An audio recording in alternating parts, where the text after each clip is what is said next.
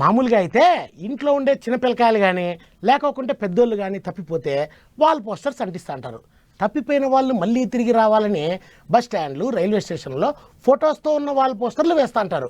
అదిగో అట్లాగే ఇంట్లో సొంత మనిషి మాదిరి పెంచుకున్న ఓ పెంపుడు జంతువు తప్పిపోయిందని వాల్ పోస్టర్స్ అతికిచ్చినారంట ఓ యజమాని. ఎవరు అతను, ఆయన పెంచుకున్న జీవి ఏంది అనేదంతా తెలియాలంటే మరి ఈ వార్త చూడాలి కదా మీరు. అబ్బో గీ పిల్లి ముద్దుగా బుట్టలెక్కి కూర్చొని ఫోజులు ఇస్తున్నది.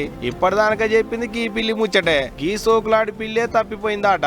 ప్రకాశం జిల్లా పొదిలిలుండేటి ఒక ప్రైవేటు బల్లె పని చేసేటి మనోజ్ అనేటి గీ బడి పంతులు గీ పిల్లిని మాపాయంగా సాదుకుంటున్నాట.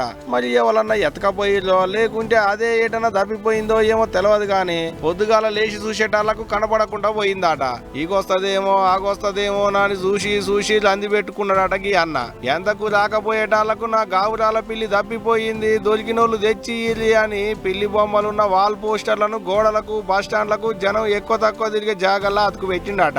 అంతేనానే అన్న, ఇంకేమైనా ఉన్నదా ముచ్చట? మా ఇంటి దగ్గర ప్రేమతో ఒక పిల్లిని పెంచుతున్నామండి. కానీ ఈ రోజు పొద్దున్న నుంచి ఆ పిల్లి మాకు కనిపించట్లేదు. మేము చాలా బాధగా ఉన్నాము.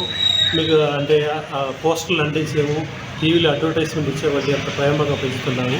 ఎవరికైనా దాని ఆచూకీ దొరికితే దయచేసి మాకు తెలియపరచండి అని మేము అడుగుతున్నాము. ఆగనట దినం పిల్లికి పాల బువ్వ, పెరుగు ముద్దలు పెట్టి సాదుకుండాట.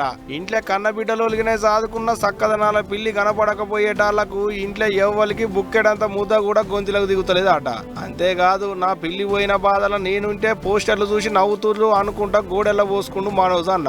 ఏంగా తీయే అన్న, ఎడుబోదు, నీ పిల్లి నీ కాడికే వస్తది గాని నువ్వేం రంది పెట్టుకోకు. పోయిన పిల్లి కోసం ఎన్నాళ్ళని తినకుండా ఉపాసం ఉంటావు, తినకుంటుంటే నీ పిల్లి వస్తుందా అంటున్నాట అన్న సోపతి గాండ్లు. కానీ చూడు ఇక పిల్లి మీద ఎంత పాయలం ఉన్నదో గీ అన్నకు. అందుకనే అంటారు కదా, కన్న పాయలం కన్నా సాదుకున్న పాయలం ఎక్కువ ఉంటదని. చూసిరు కదా పబ్లిక్, గీ అన్నోళ్ళ పిల్లి ఆడన కానొస్తే ఎమ్మట్లనే అన్నకు మొదలాభి మీ రుణమే ఉంచుకోడు గాని. ఏం చెప్తున్నా?